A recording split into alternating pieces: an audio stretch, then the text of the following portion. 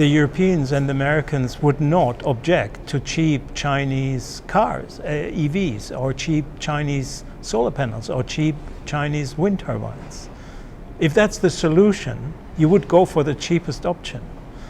But because this is not about climate change, this is about industrial competition, this is about vested interests.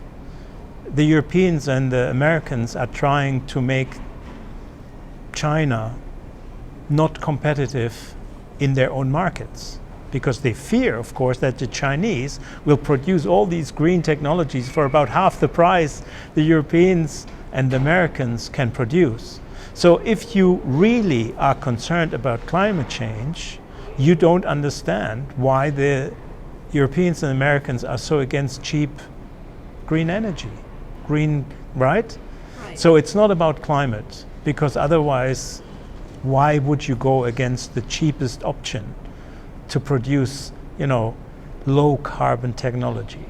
And that is the realization now, that the Europeans in particular are absolutely terrified that their car industry will be devastated. They will essentially self-destruct because the Chinese can produce electric vehicles for half the price. And this is probably also the reason why the whole net zero agenda will fall apart. You can't have a unilateral net zero policy like Canada has or the Europeans have in the absence of the biggest emitters not adhering to it and exploiting it.